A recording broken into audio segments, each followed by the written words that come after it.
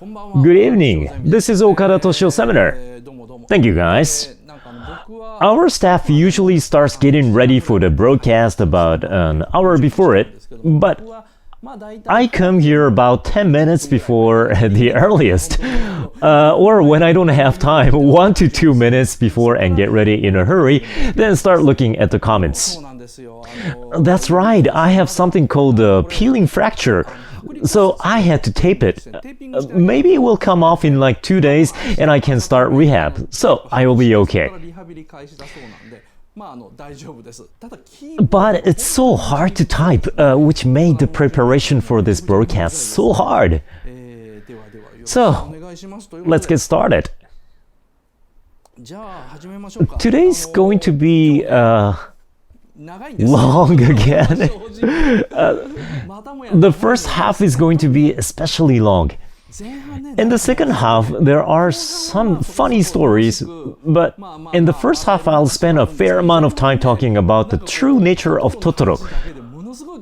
So, if I don't go fast, the free part will get longer and longer. It's not gonna be funny. So, here's today's rundown. The order is 3 monsters, then what Catbus is. So, today's topic is My Neighbor Totoro, okay? What are suit sprites, Totoro's true identity, Grave of the Fireflies, which traumatized Hayao Miyazaki, truly erotic and controversial Totoro, and I will end with a conclusion. The free part will cover up to Totoro's true identity. Now, My Neighbor Totoro is a work that Miyazaki himself said in an interview as the most logical work he's ever made. But Miyazaki is not the kind of man to talk about such things. He said this movie was made logically to the limit. Miyazaki made it seem like it was made intuitively from the beginning to the end, but in fact, he made it using logics to the maximum degree. So, what was so logical about Totoro which led him to make such statement? Today's title is My Neighbor Totoro Children Shouldn't Know About. I think that children should just enjoy it without thinking about the hidden meaning. Seeing the children having so much fun in theaters, I really think kids don't need any logical thinking to enjoy the movie. And after all, My Neighbor Totoro has a great influence on children. This was what I thought when I went to see Totoro with my 4-year-old daughter. There was a scene where protagonists bite into the whole cucumber, then my daughter wanted to imitate it. Seeing that happen, I was happy as a parent and thought, oh, this is a good movie for children. So for me, Totoro was a good movie, not so much in the perspective of children, but more for parents to show their children. So it's good for kids to watch it without thinking too much, so this lecture is targeted for adults that they can secretly enjoy. First of all, here you go. These are the monsters that come out in the movie. Catbus, suit sprites, and it says in here Totoro tribe, because there are 3 of them altogether. There are 3 monsters or 3 kinds of monsters. I am expected to start explaining from the largest Totoro, but that's gonna be long. So it's better to first explain the other 2. So each of the 3 kinds of monsters is different. Let's go from Catbus. So what's Catbus? Well, we all love it. It's this guy. Its feature is that it's insanely good at mimicking. Well, using mice as turn signals is cute, but the door opens like an automatic door with machine-like sound. It's also pretty neat that the eyes shine like headlights, and there are even seats inside. Not only that, there is a sign that says Tsukamori, and that sign can be switched with a clicky sound. It is another level compared to Totoro or Suit Sprites. It's so well elaborated, so it's almost like a toy figure, but I mean of course, because Catbus is actually a bakeneko, a monster cat that can transform and trick people. Isao Takahata said when he made Pompoko, only foxes, raccoons, and cats can trick people. So the true identity of Catbus, the first of the three different kinds of monsters, is a monster cat. So it's a yokai, a Japanese folk monster. Interestingly, all three are actually different. Catbus is different from Suit Sprites and Totoro. According to Miyazaki's setting, which he told in an interview, Catbus has temporarily transformed into a bus. Before it's turned into a bus, apparently it had turned into palanquin carriers during the Edo period, that real palanquin that samurais used to travel in. I mean, not just the palanquin part, but also the four carriers carrying it front and back. It was probably possible since it's got 4 legs, but it's pretty skillful. That's how yokais tricked people, for fun. For example, there is a story where someone got on the palanquin in Edo, but in only 30 minutes it arrived in Kamakura. It loves tricking people. It can mimic things in so much detail without letting the humans find out. In a short movie called Mei and Kitten Bus, which is being played in Ghibli Museum, it finally turns into a train, or as you can see the screw in the back, it also turns into a ship. It's a huge and long cat, which is a train. These monster cats do this as a hobby, which is to trick people. For example, someone goes to a wharf and be like, "Where's my ship?" And he's taken to a totally different place. Or gets on a train that takes him to some random place. In other words, it's like the ghost train in Gegege no Kitaro.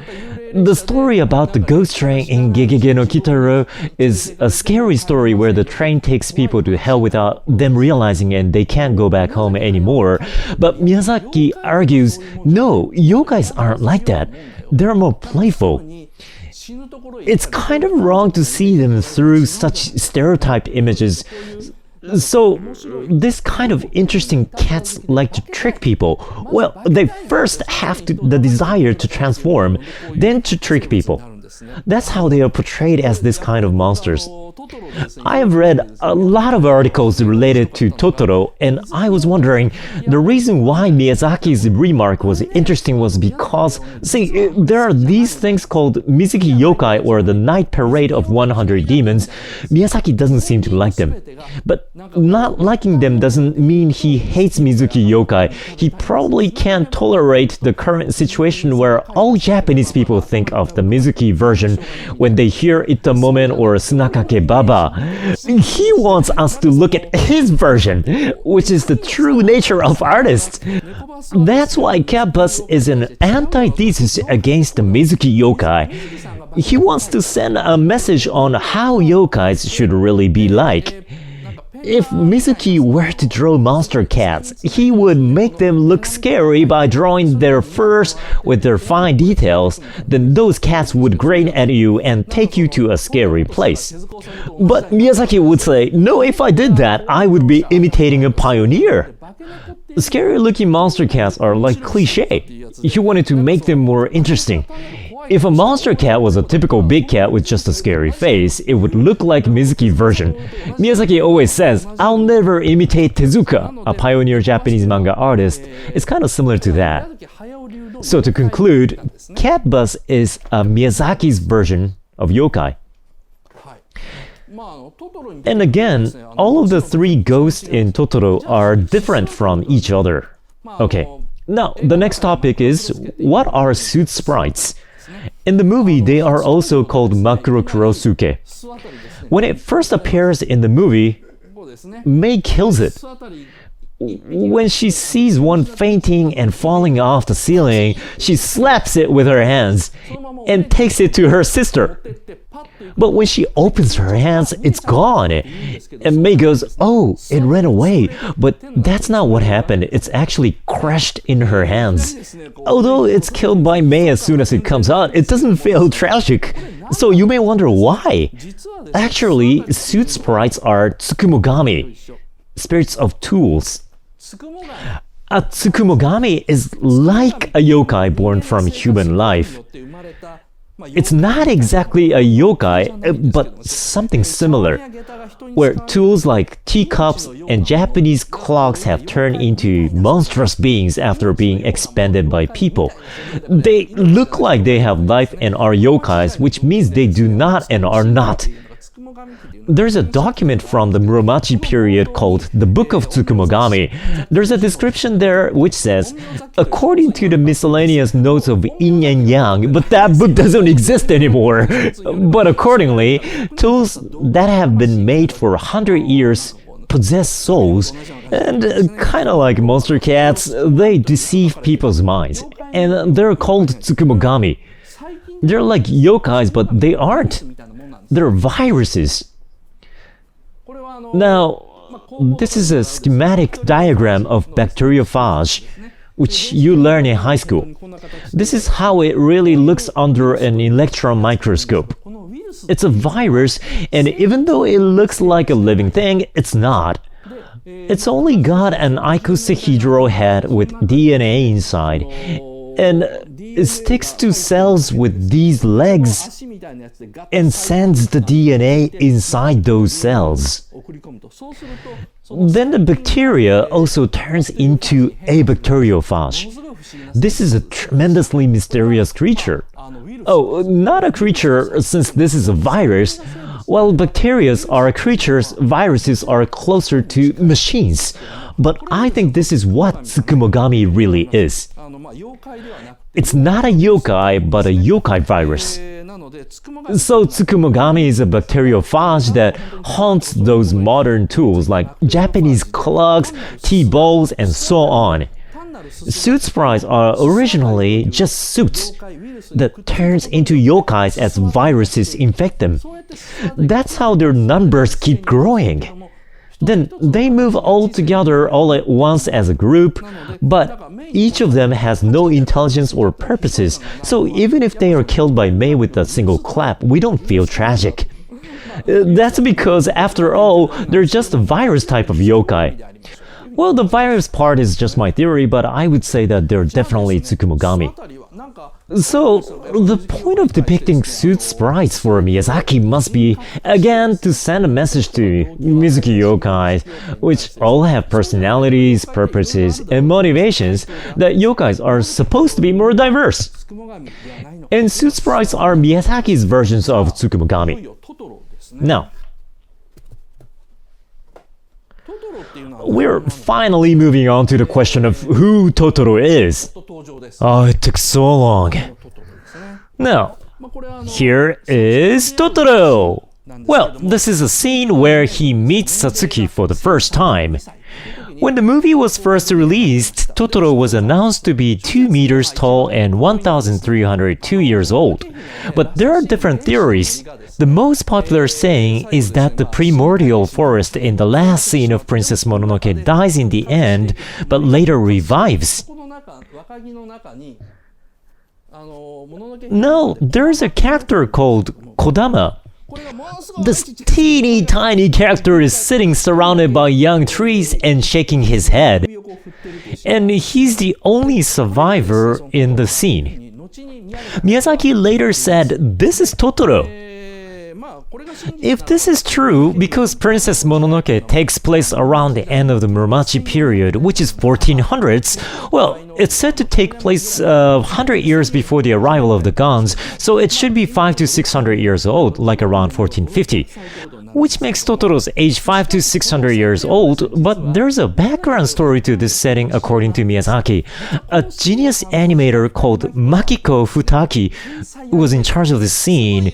She was such an amazing animator. Unfortunately, she passed away, but she said to Miyazaki, can we say that Kodama is Totoro?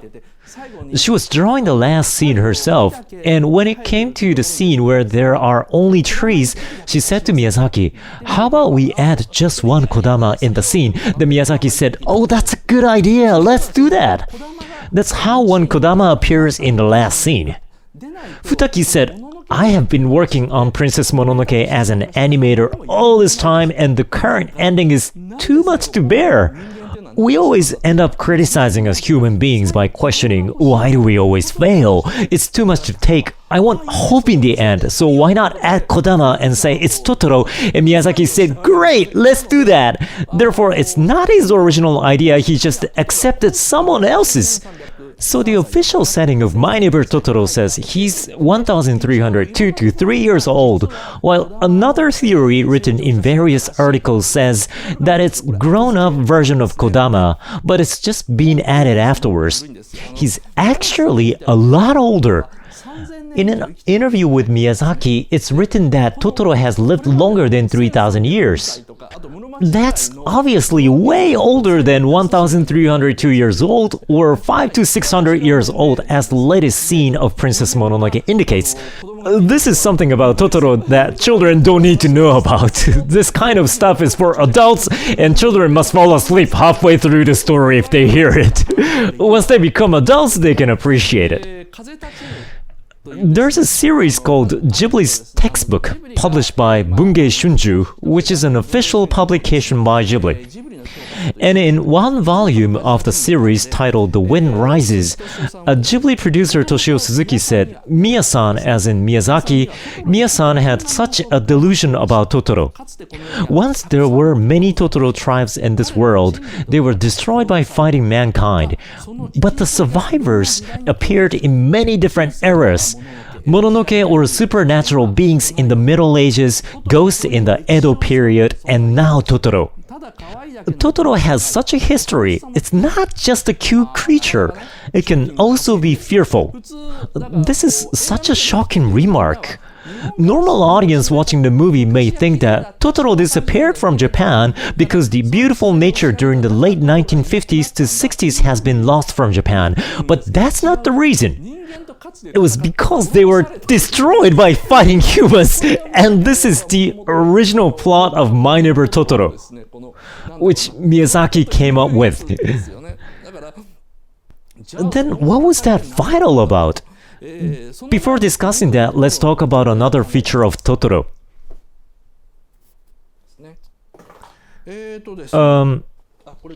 I actually have to hold on to this.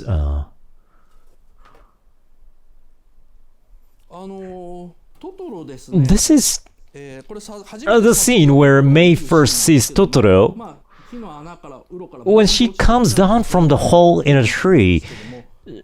She finds this huge creature, but then there is also something strange in the picture. Almost everything in this place where Totoro inhabits is natural, but these are the only artificial things. So what are they? Well,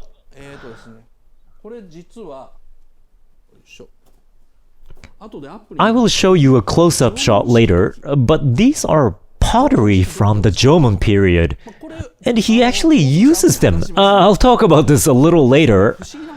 Totoro is such a strange creature. He doesn't use any tools, but he has Jomon pottery for some reason. Besides this one, there are more mysteries about Totoro. For example, in the scene where Satsuki meets Totoro for the first time, he just stands there still as if it's daily routine. He rather looks bored. It's because Totoro uses this bus every day. Catbus is a regular bus which always arrives at that time. That's why Totoro seems bored. Miyazaki explained the reason for this. He wanted Totoro to behave like an ordinary old man waiting for a bus every day at the same time at a bus stop. That's why he intentionally wrote on the storyboard, "This old man." That's how normal it is for Totoro to be there, that he uses that bus every day.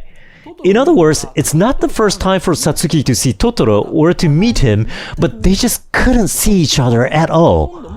Satsuki must have passed by him around this bus stop almost every day, but they have been invisible to each other.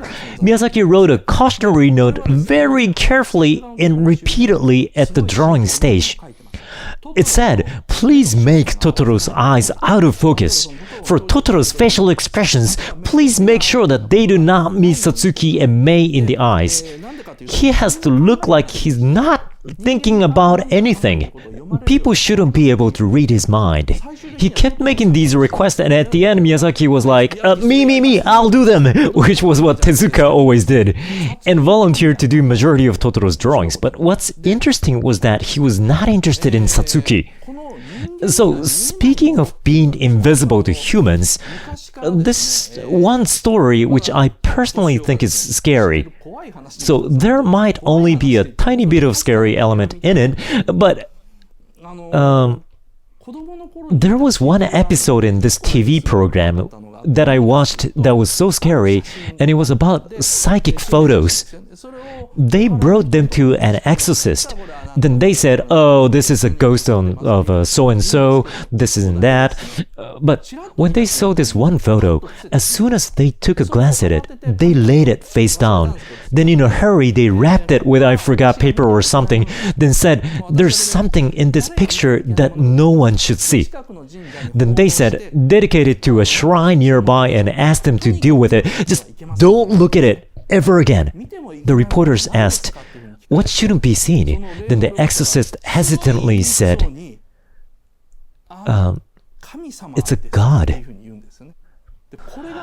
This is my favorite or scary story, because it shows the difference between Shinto gods and Western gods. In the West, if anyone can see a god, it's a miracle, and they would be seen as a prophet.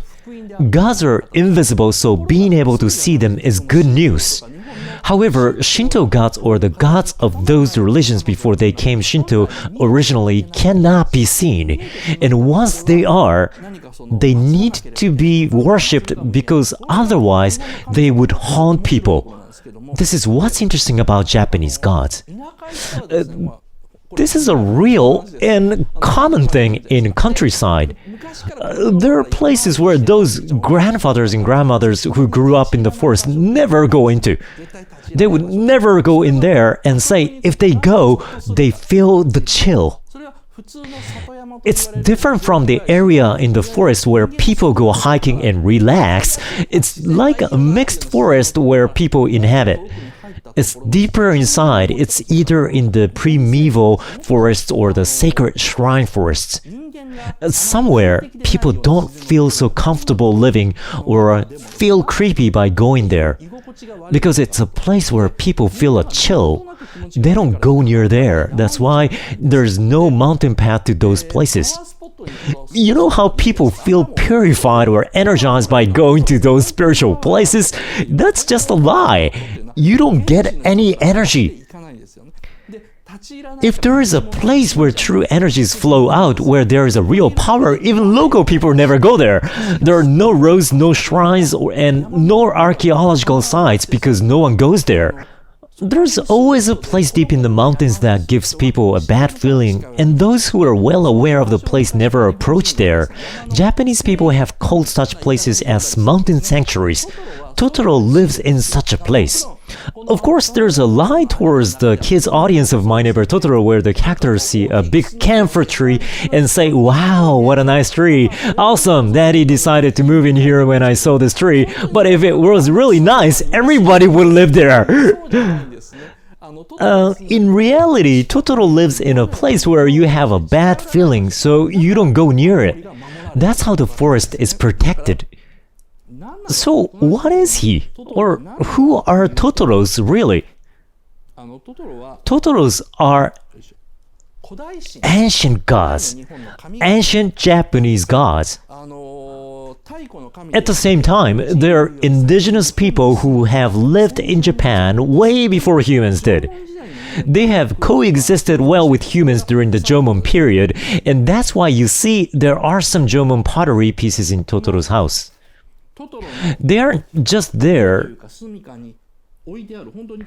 but neatly placed in the room.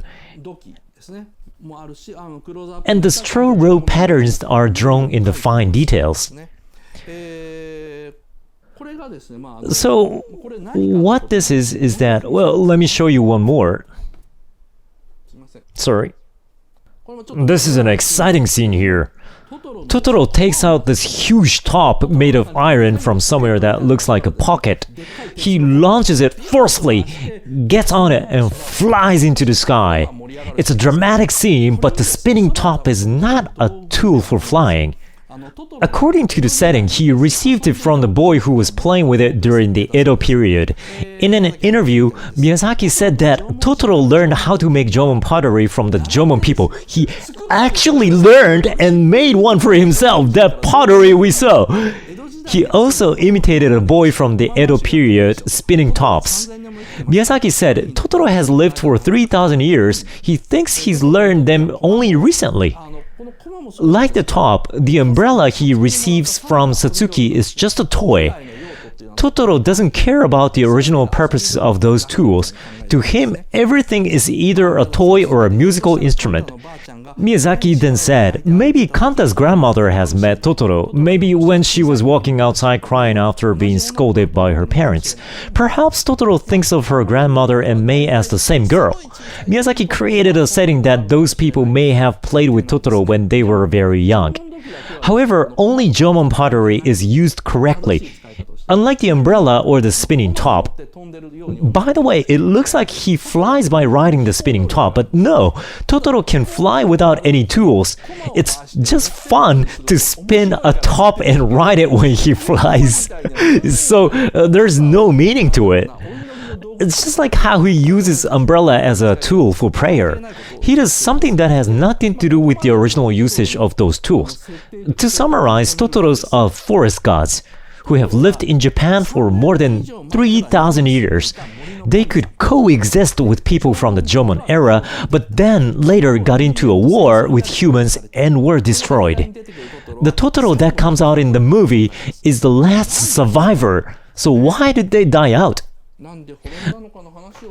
Well, let's talk about why. We still have time, right?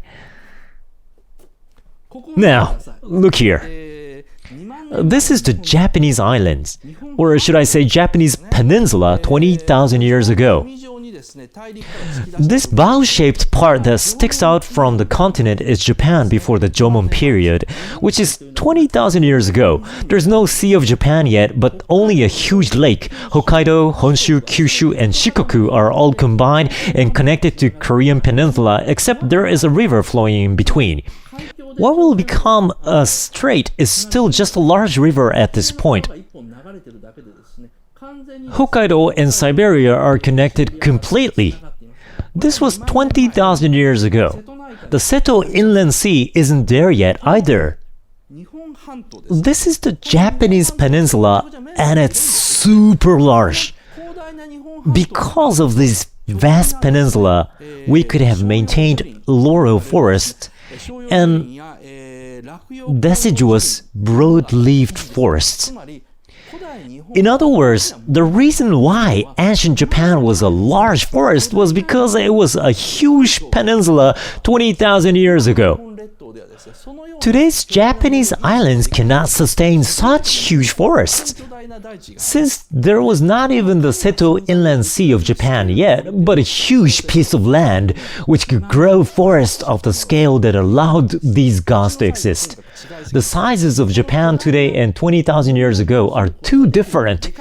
Because it was a huge land that could hold huge forests, the gods of dogs and the wild boar gods who appear in Princess Mononoke could exist there.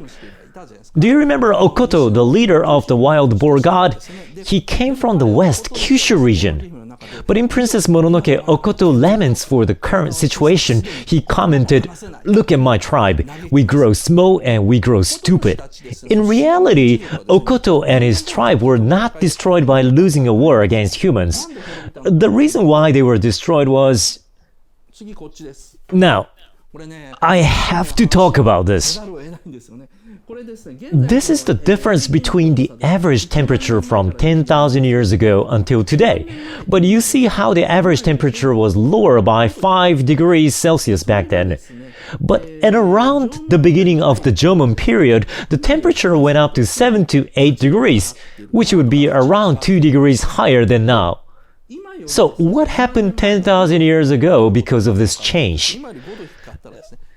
Seawater shrinks if it's cold and expands if it's hot.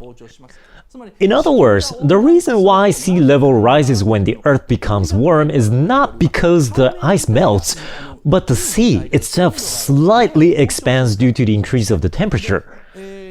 So what it means for the earth to be 5 degrees colder than now was that the sea level went down. So the Japanese islands, well, in this case, the whole Japanese peninsula rose up from the sea.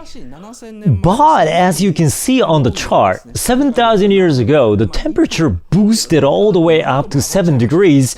It's said that as a result, the sea level was increased by 100 meters. In other words, a great part of Japanese land went underwater a long time ago.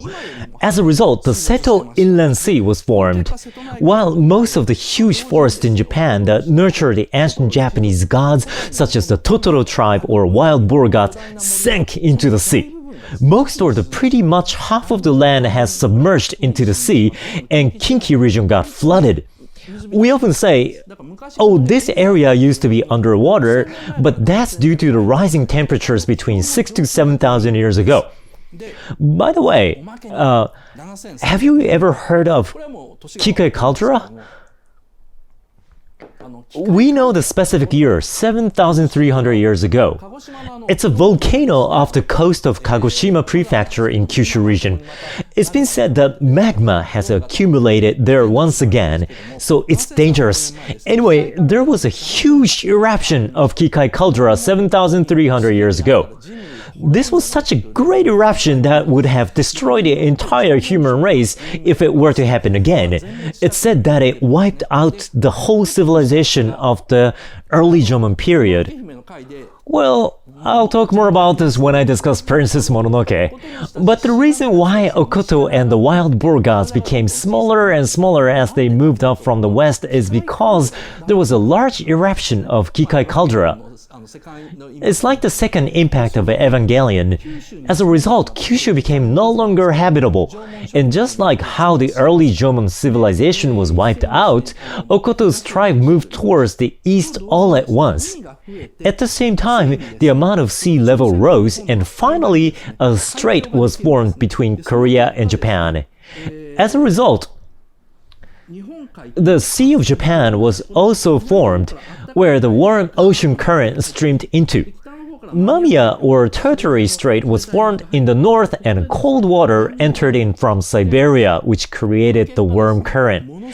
As a result, there were now heavy snowfalls along the Sea of Japan, where the snow piled up high. Then Japan became warm for the first time in history, surrounded by more seas, and rice farming started. As the rice was mass-produced, what happened was, forests were cleared and became rice fields. The population showed rapid increase. As a result, the wild boar gods were destroyed by humans. The gods in Princess Mononoke were not destroyed as a result of forests being cut down or burned. In the first place, there were magnificent forests in Japan 10 to 20,000 years ago because Japan used to be a peninsula. However, the sea level rose by about 100 meters and the temperature rose by 7 degrees, and the forests were lost. At the same time, a huge explosion occurred in Kikai Caldera, and from the Kyushu region to perhaps the Chugoku region became uninhabitable. As a result, people moved toward the east, but that was the time that Yayoi people came from China and the Korean peninsula and began to grow rice and cut down the forest at a furious speed. That's why wild boar gods hate iron and fire. They hate iron because the Yayoi people who make rice use iron. At the same time, they hate fire because it reminds them of Kikai Caldera. Well, that's the basic setting of Princess Mononoke, and more importantly, this is the story of Totoro's ancestors. The ancient gods of Princess Mononoke originally flourished on the earth 20,000 years ago, kind of like Cthulhu. They were the indigenous people and humans were outsiders. But they lost their homes due to the volcano eruption of Kikai Caldera and the rising of the sea level 6,000 years ago. I'll go in depth about this when I discuss Princess Mononoke. But these Jomon people were good friends with the Totoro tribe. They were engaged in agriculture but in a small scale. However, the agriculture of the Yayoi people was in a large scale. They cut down the ancient forests to make fuels and to convert them into rice fields. As I said earlier, these ancient forests eventually turned into somewhere easily accessible by humans. The deep forests that had once been filled with the ancient sawtooth oaks and beeches were quickly lost during the Jomon period and became easy to use copses. So, what we are seeing right now isn't really natural. We go camping in the mountains and feel the nature, but that nature is a result of humans remodeling the entire Japanese islands through agriculture. 99% of them are not primeval forests anymore. Only the forests created by humans through agriculture remain today. And the ancestors of Totoro, the ancient gods, can't live in this kind of forest. They were really born out of the primordial forests. So, the result of what Okoto described as smaller and stupid is that Totoro, who comes out in the movie, he's only 2 meters tall and can't speak a human language even though he's a god. So this is the actual outcome of how the ancient gods ends up after Okoto says, "We will die out soon. We're growing smaller and we're growing stupid."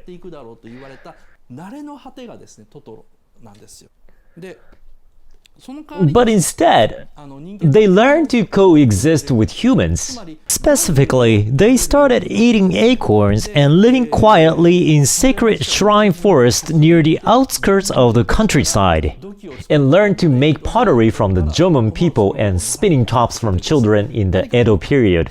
So they learned to live in the shadows. That's why I assume that as a result of the Great War 700 years ago, which I call the Great Mononoke War, the descendants of the ones who were defeated still live quietly all over Japan, like Totoro in Tokorozawa City. So he's kind of like American Indians who were exterminated by Westerners. He's similar to that kind of indigenous people who lives hiding from the Yayoi people like us who grow rice. So once again, let me quote producer Suzuki's words in the volume of Ghibli's textbook, The Wind Rises. He said, "Miyazaki-san and I originally had this delusion about Totoro.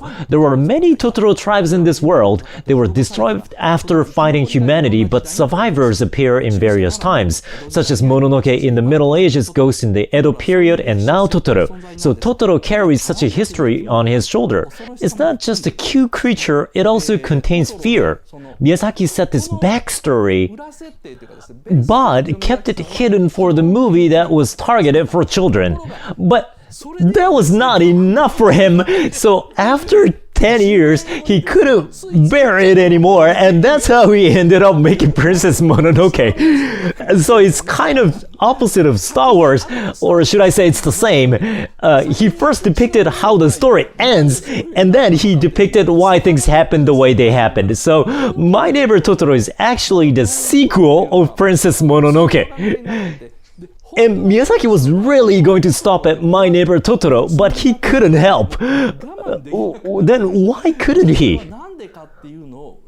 Well, Many texts have written about how Miyazaki became more and more obsessed with researching such fields as agriculture during the Jomon period, culture theory and lore of forest, and so on. That's why he couldn't help telling a story about them. He made Princess Mononoke because he couldn't hide the history which he had in My Neighbor Totoro. Actually, My Neighbor Totoro is related to another work. Nausicaa of the Valley of the Wind depicts an era where humans live quietly hiding from giant gods. Then Princess Mononoke depicts humans destroying giant gods. And My Neighbor Totoro depicts a relationship between human children and a god whose ancestors were once gigantic but has become incomparably small as mankind prospered. So in fact, Miyazaki's works create an interconnected cycle, and so are these three works. But why couldn't Miyazaki stop after making My Neighbor Totoro? Why did he need to give it prequels? Originally, Miyazaki said that Studio Ghibli would be dissolved after My Neighbor Totoro was completed. He thought it was natural for a studio to dissolve after making three works because that's how many one studio could make. That's why he said that Studio Ghibli could dissolve after making My Neighbor Totoro. However, a life-shaking incident for Miyazaki happened at the same time as the release of My Neighbor Totoro, which was the release of Grave of the Fireflies that came out with Totoro. Thanks to this, Miyazaki had to take back his word that he had done everything he wanted to do. He'd really said, after I'm done with My Neighbor Totoro, there's nothing more that I wanted to depict, so I will go back to animator position. But Grave of the Firefly came out and it was a nightmare and it traumatized Miyazaki, and as a result, Miyazaki continued to make more animes. I still haven't touched on the deep theme inside the story nor about the characters. In the second half, I will talk about this nightmare Miyazaki had and discuss how My Neighbor Totoro was made logically to maximum degree and how it's got such beautiful structure. Now, this is it for the free part, so let's do the questionnaire. Isn't this cool? The formation of Japanese islands from 20,000 to 6,000 years ago is just so fun that I can stare at it all day. Sorry, I know the explanation got a little complicated. Okay, now, can I have the result? Next week, so this is the rundown. I'll discuss something called the Sesame Credit. In China, this has been a real hot topic these days and caused a huge controversy. The issue was that what will happen to our economy activities, especially the evaluation economy, in the future. So that's what I will talk about, but I'll try to make it casual. Then the week after that is Homo Deus. That dude, so he wrote, what was it? Sapiens, A Brief History of Humankind. His latest book is about how humans are finally becoming gods. It's pretty interesting, right? And on September 23rd will be about so-called the future of Miku marriage, and I'll talk about a guy who married a virtual character, Miku Hatsune. He's been on the internet news nowadays. I'm scheduled to go visit his house, talk to him, and ask him to show us many things at his place. I actually see this phenomena quite positively. So that's what I'll be talking about. Then on September 30th, well, I keep pushing back my topics, but I'll talk about Von Braun. Well, I think they are more worth than monthly membership fee, which is 5,000 yen, so please join. Okay, now let's switch to the membership broadcast.